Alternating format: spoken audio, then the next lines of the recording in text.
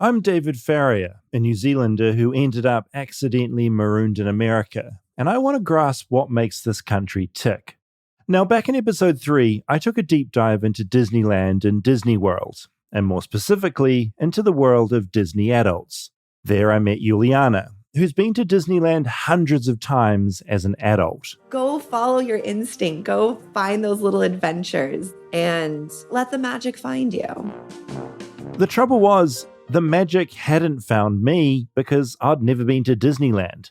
Dax and Monica insisted that needed to change. So in this episode, like a couple of parents taking their oversized son out for a trip, Dax and Monica take me to Disneyland. Along the way, I dig deeper into Disney, going so deep I find myself immersed in the world of Disney gangs. So, grab those Mickey Mouse ears, or maybe that gang patch, because this is the Disney Part 2 episode. Flightless, flightless, flightless bird touchdown in America. I'm a flightless bird touchdown in America.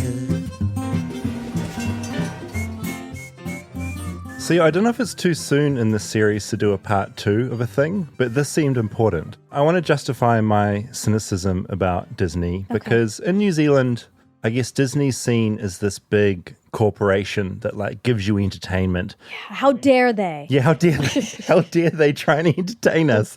That's our stance. Every New Zealander is like, impress me. At a comedy club in New Zealand or a show, inevitably the attitude is like crossed arms, Really? dead silence, and a musician or a comedian, which is awful, I don't support it, has to impress us. That's interesting. I would not have expected that because I feel like the stereotype about you guys is that you're really nice and friendly. We're like nice. Canadians. One-on-one, we're nice.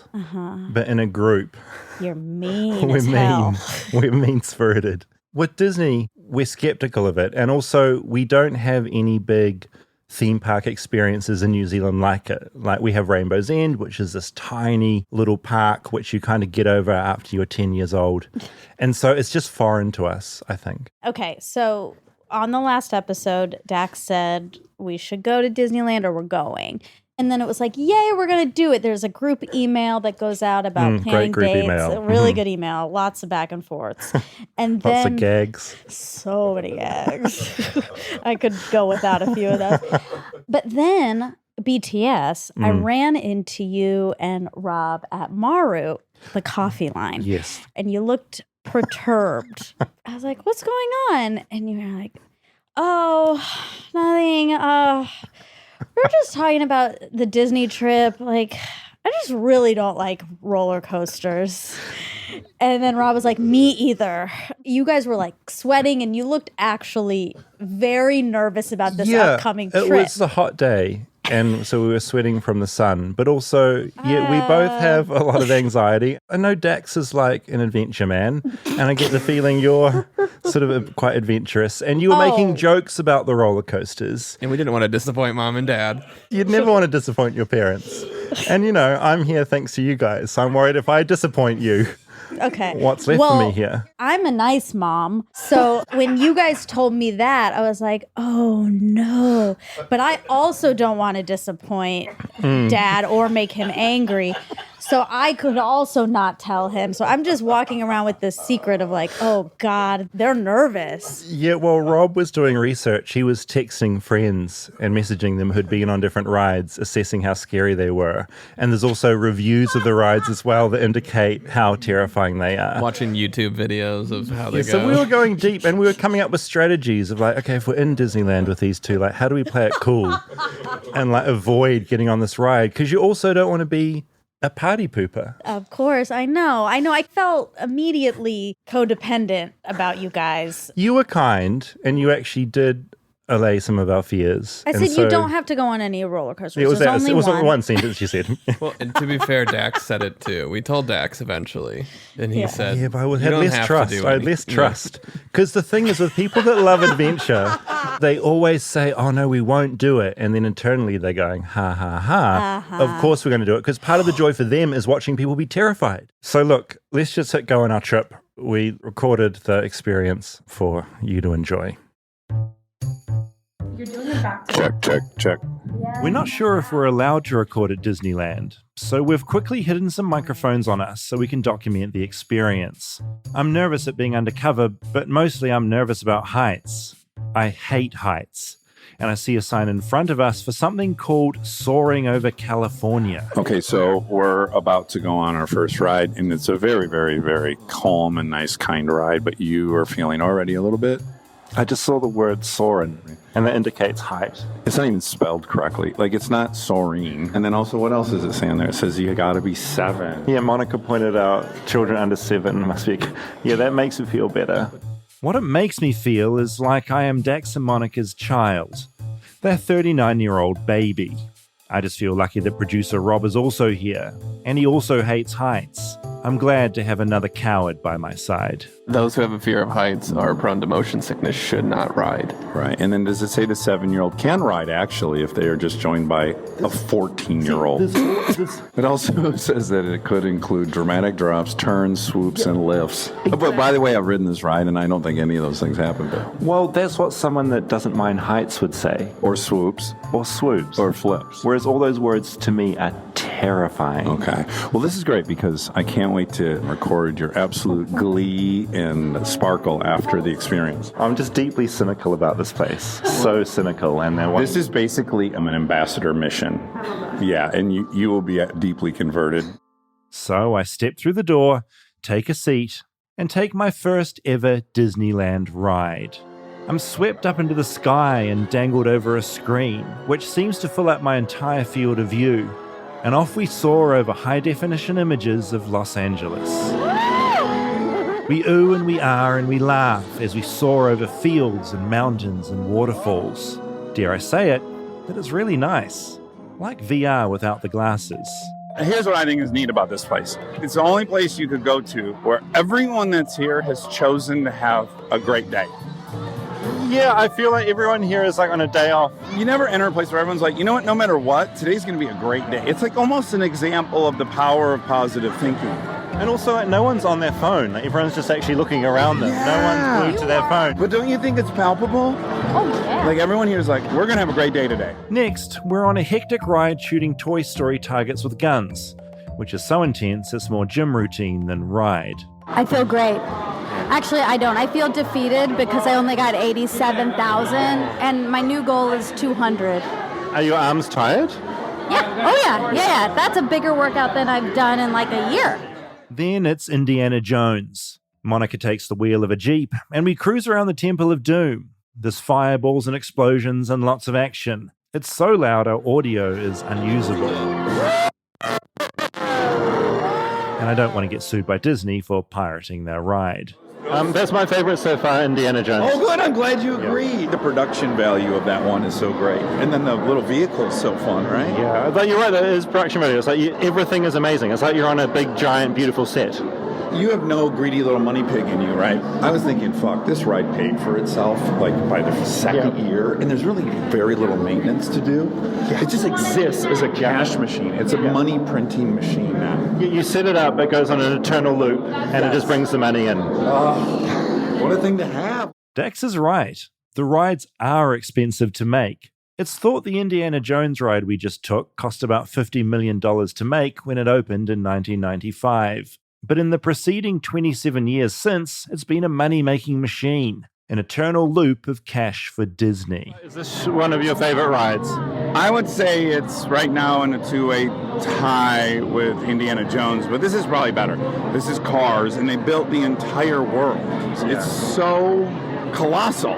Oh, we're up. Okay. Sometimes I forget that I'm with a man more obsessed with cars than any other man I know.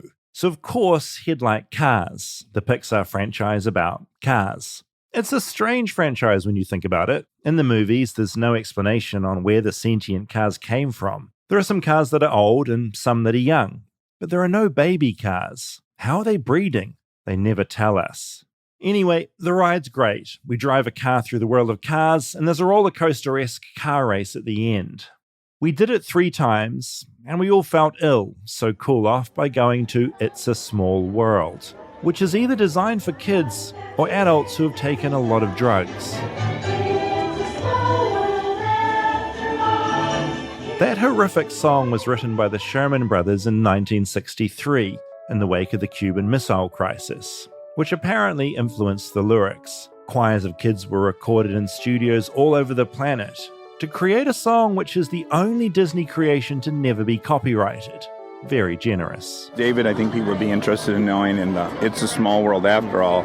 There's humans of all ethnicities from all over the world, and I think the listeners would want to know who you found most attractive. I really liked, of course, the New Zealand section. It was small, but it was beautiful. There was two Kiwis with two Kiwis. I just felt like I was back home again briefly. You know, it was a bit of a reprieve from this craziness. It was very sweet. Now it's time for the big one, the mother lode, Star Wars. Galaxy's Edge covers almost 15 acres and cost about $1 billion to make.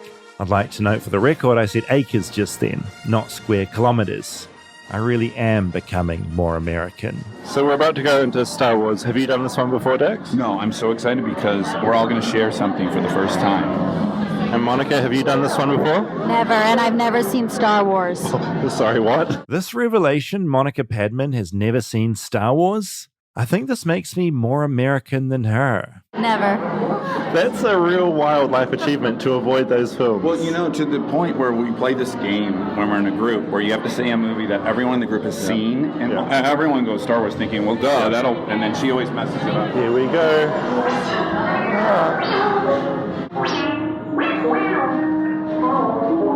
He's so cute. I don't want to spoil really the finer details of the Galaxy Edge experience, but it's really good.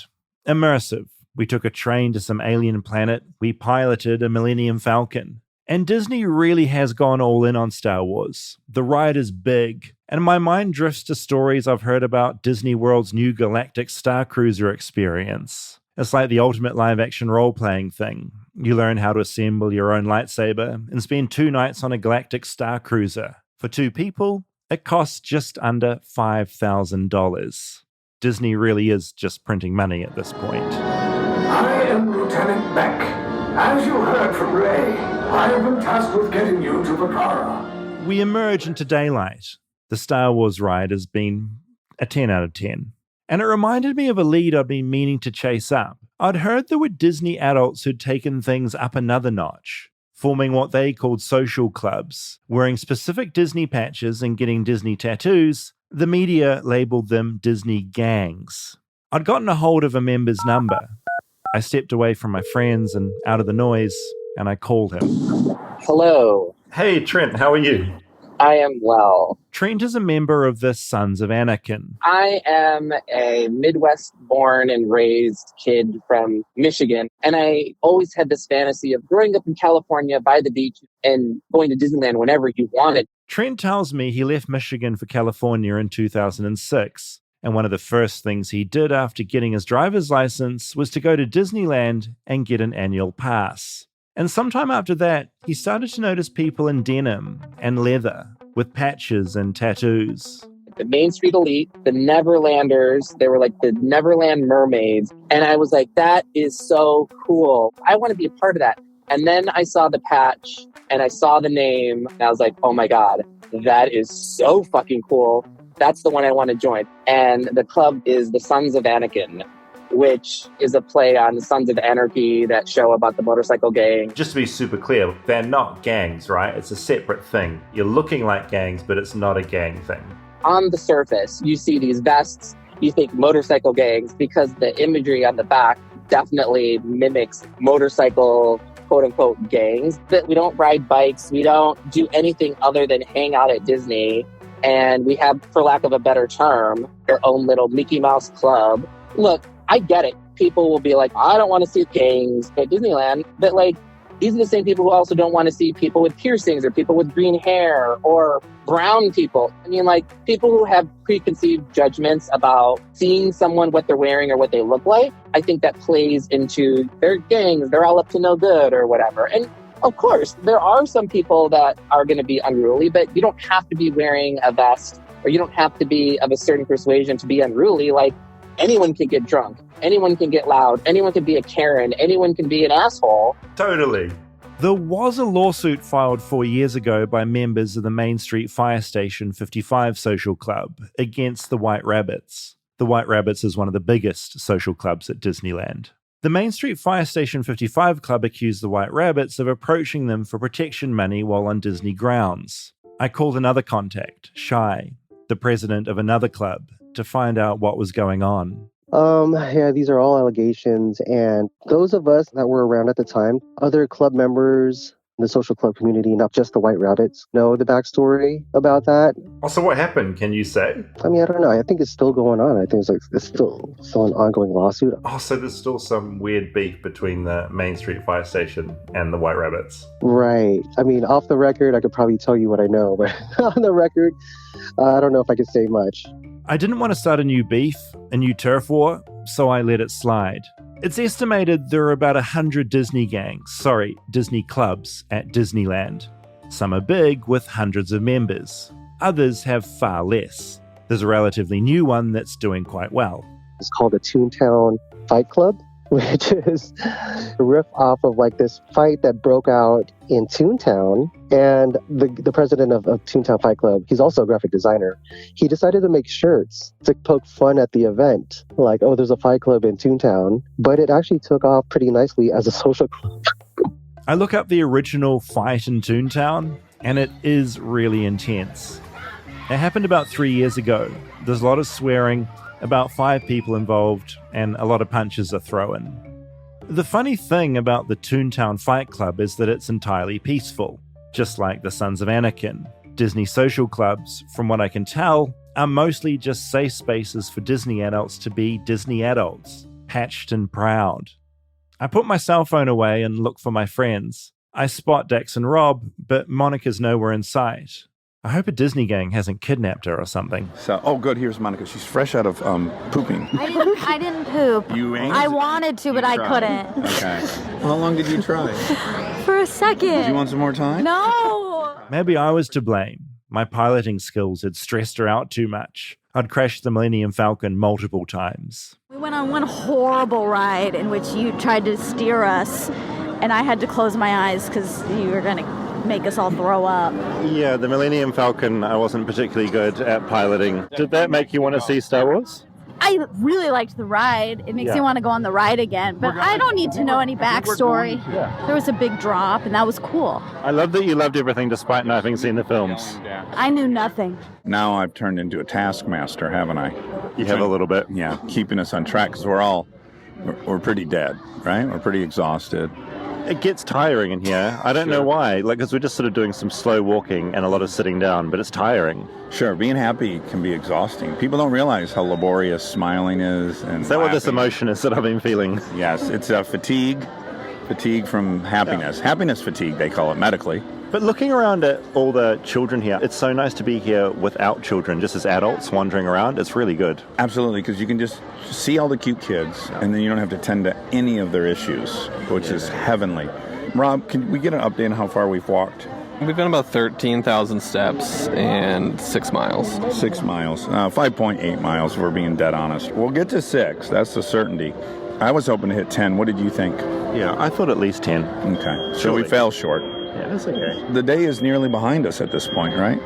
How late are they open? We can still get there. Just start picking up the pace. How late are they? Midnight. Okay, midnight. Yeah. We weren't going to stay till midnight.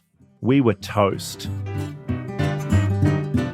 Stay tuned for more Flightless Bird. We'll be right back after a word from our sponsors. Flightless Bird is brought to you by Helix Sleep.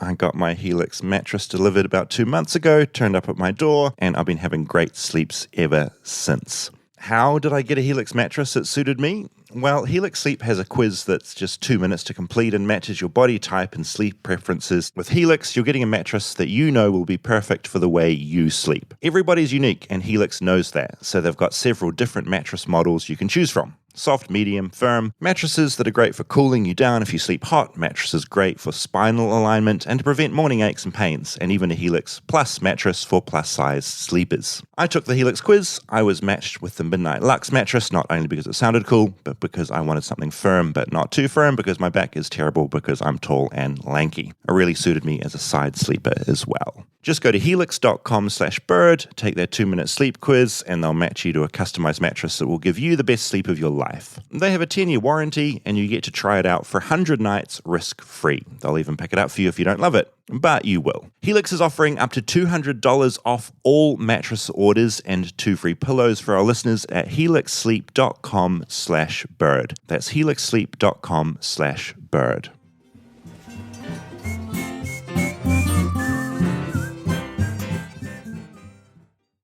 It was time to get food. I shoved a corn dog down my gullet, and then another corn dog, and some Coke. Monica had a cheese stick. We never got an update on whether or not you liked the corn dog. Oh, I really love the corn dog. It's not sitting great in me right now, but I love the experience of eating it. Okay, good. That's what it's meant to do. How's your dog feeling? My cheese stick was fantastic. It was truly feral food. This was no Club 33. And as we ate, we wander. There's some great people watching, including one family who looked truly miserable. 8 hours in, and for some, the cracks were showing. Not us, though. Monica and Dax run off to the scary rides. Too scary for me. Monica and Dax have just come off Space Mountain, and I'm very curious how it went for them. Just saw the photo of Monica and Dax. Dax looks very excited on the roller coaster. Monica, terrified. But I'm wrong. Apparently, Monica Padman looking terrified is Monica Padman having fun. It was a 10. It was so fun. I wasn't going to go. And then last minute, I just jumped in because I'm a winner. I'm really proud of you. Thank you. Was it dark in there? Was it dark and scary? Yeah, it's completely dark. You can't see anything, but then there's lights and stuff. There was a strobe at the end, so I covered my face so I didn't have a seizure. Yeah, that's good. That would be an awful end to the ride. You just coming out seizing up. But then I would have still enjoyed myself, so, risk reward. There's all these moments, like Monica expresses all these fears in real life, but when it comes down to it, the threshold's high. The state champion's always there. It's always in her, just waiting to wake up. Yeah. And that's kind of what we saw back there on Space Mountain. Yeah. She's brave. Yeah, she would have went into the mouth of a lion. And I would just add that I think we're on the climb back up. We bottomed out after Star Wars Land. Yeah. And then we needed a nice meal, a sit down, 6 shots of espresso. You bought some merch, and now we're kind of back. The day rolls on. We have a blast. We do so many rides, it all just turns into a blur. To be honest, my guts don't feel great, but it's a small price to pay. What's been your favorite so far, Monica, just of all the rides? Cars. Cars was so fun. We accidentally rode it 3 times, and I liked the outdoor roller coaster portion. Probably the highlight of my day was hearing Dax doing his best Star Wars impression. Can I hear your Chewie, please? Okay, so let me... The other highlight comes as we're about to walk out the gates. I just bought a big pink helium balloon, and then I spot her. She's beautiful. One of Disneyland's majestic feral cats. Seeing an outdoor cat made me feel like I was back in New Zealand, where pet cats roam free. Here in America, if you let your cat out, it'll immediately be bitten by a snake or torn apart by a mountain lion. But Disneyland is a safe space for cats. Ever since Walt Disney himself found some strays in the Sleeping Beauty castle back in the 1950s, they've been here ever since, keeping rats under control and patrolling the park at night. It was a wonderful way to end my first time to Disneyland with my friends. But as Dax drove us home, something I'd said earlier that day troubled me. It played over and over and over again in my head, sending shivers down my spine every time. It's so nice to be here without children, just as adults wandering around. So nice to be here without children, just adults wandering around. That sounds remarkably like something a Disney adult would say.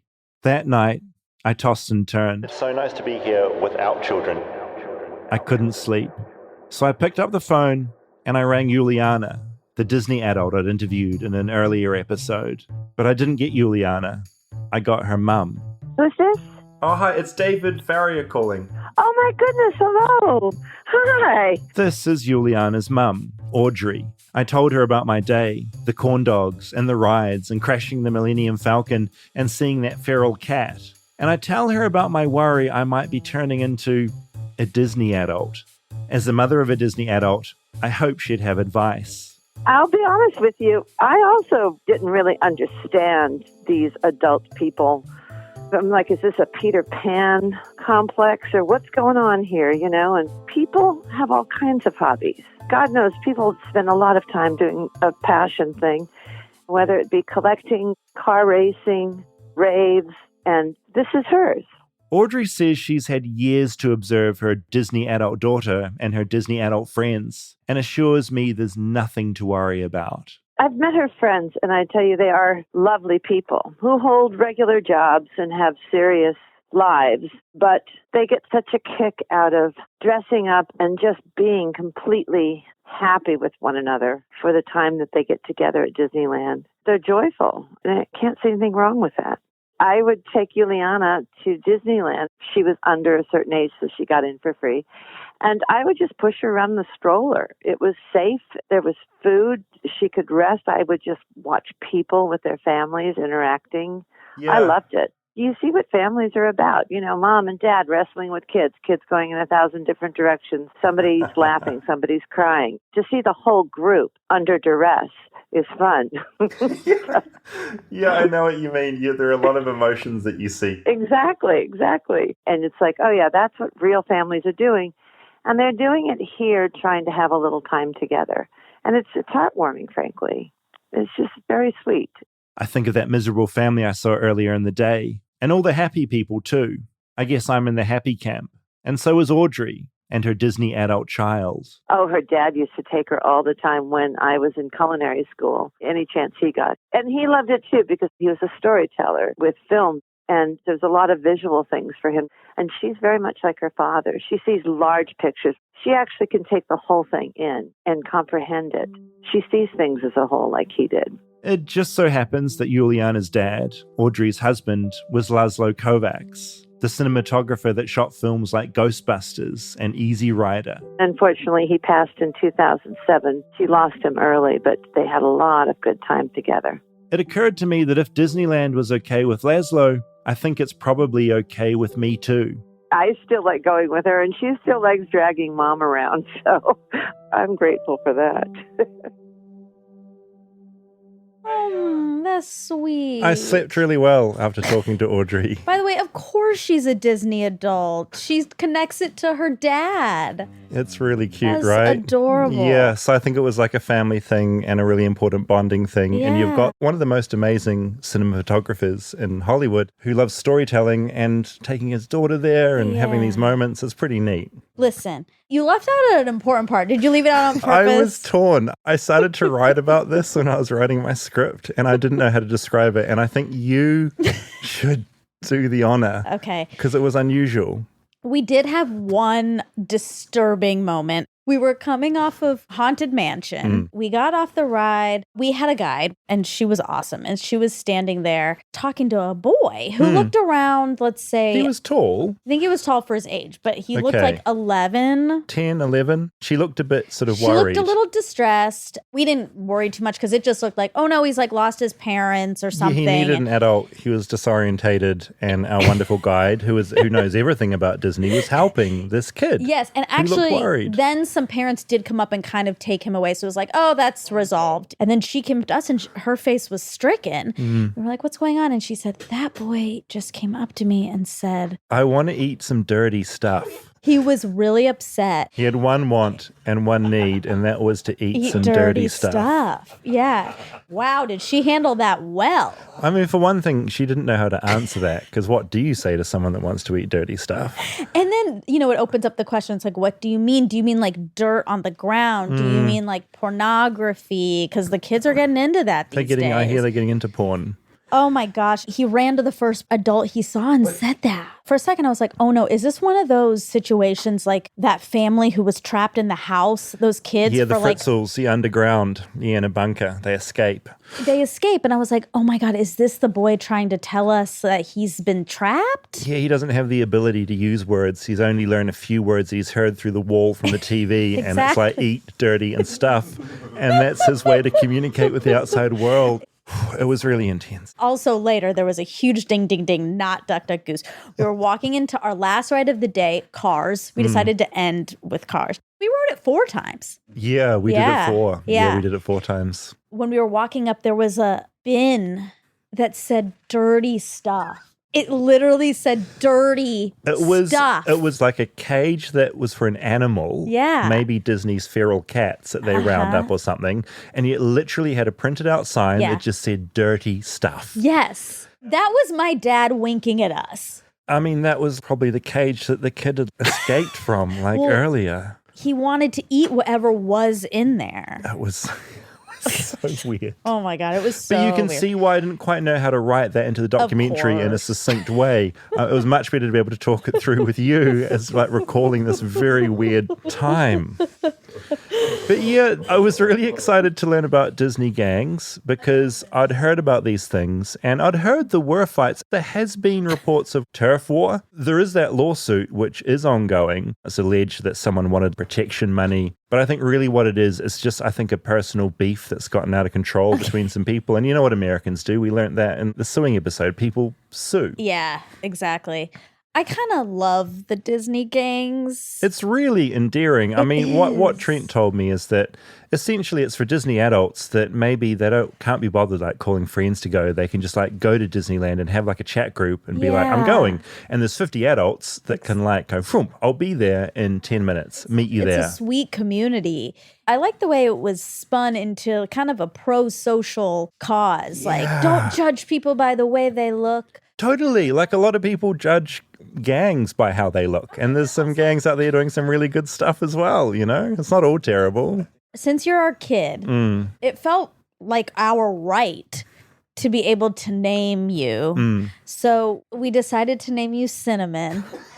And you really embodied that name so perfectly. Like every time we looked at you and you were kind of like looking around like you didn't know what was going on, like a little 2-year-old. Yeah. Like, Cinnamon, come stand by us, Cinnamon. Had my short shorts on, sort of bounding around. And you had your cute little bag with a Japanese face on it. God, you were Cinnamon. Yeah, my little Shibu dog. Yeah, Cinnamon. The annoying thing is I started to respond to it during the day, which is so annoying.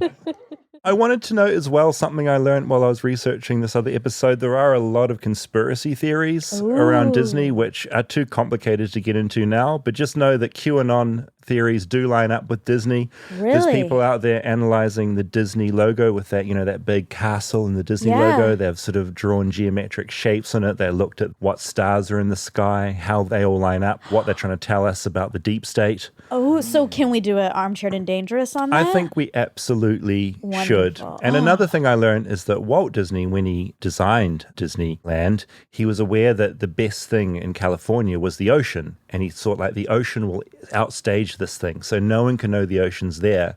So a big part of Disney is having these big walls. And so you're essentially trapped in this wonderful place, but nothing can outstage it. Nothing can up the experience. I also really liked a bit of feedback I got after the last one. I just thought it was really sweet. This is from Laura. Just finished the Disney Adult podcast. Really enjoyed it. I'm a 68-year-old total Disney adult. I've been one my whole life. Memories of watching the Mickey Mouse Club as a child. My children and now grandchildren all visit Disney. We retired to Celebration, Florida a few years ago. What you said about Celebration may have been true at the beginning with all its problems, but it's no longer run by Disney and it's a great place to be living. I even got myself a part-time Disney job this year. A dream come true. Oh, a dream come true. So I thought that was kind of nice. A dream is a wish your heart makes. Oh. That's a ding, ding, ding. It's really beautiful. Someone also wrote in and said Club 33's food isn't quite as good as you'd expect for the price tag. I've heard. I was really happy with the corn dogs. Okay, so it didn't happy. Sound like it. It's sometimes you tell us stuff. I guess you tell your mom and dad stuff, but then the truth comes out in these docs. And it sounds like you hated the corn No, I dogs. like the taste. Yeah, I forget that I'm about to play the documentary in front of you. Actually, I haven't quite lined that logic up. Yeah, no, I really like the taste. It's just sitting in the stomach was less good as you're going on all those rides. Like the fourth Cars ride, when it's like going up and down, you've got a couple of corns sitting in your couple of dogs in your stomach. It's not hot, is it? God, I was blown away by the cheese stick, though. I really liked it. I didn't know that was a thing. I didn't know it existed. And there's only a couple stands that have the cheese sticks. So we had to get the intel. We had lunch with our guide, and I'm pretty sure we've said how much the guides cost, which is $700 an hour. Which is bonkers. Yes. And we found out later how much these guides who do an incredible job earn. So we found out that they make under $20 an hour. We were pretty shook by that. Yeah, we were. And then, of course, I think what happens is they get tipped, but some people don't tip them. No, they think all that money that they've laid down for the experience, most of it's going to them. This wonderful guide is so happy because they're being paid so much money. Not the case. That's a mean thing to do at the happiest place on earth. So yeah, we're all shocked. And then we're looking on some message boards and essentially found a lot of stories of people not tipping or barely tipping anything because they think all these thousands of dollars are going to the guides. Not the case. Some are just getting tipped, like in one case, $1. $1. So they put in so much effort. They know everything. They get you everywhere. It's an entire day. And when you consider that those thousands of dollars are not going to them, and they're not getting tipped, it's pretty bad. It's bad. So you tip your guides if you are lucky enough to be in that position. Thank you, Dax. It was a really fun day. It was such a fun day. It was a 10 out of 10.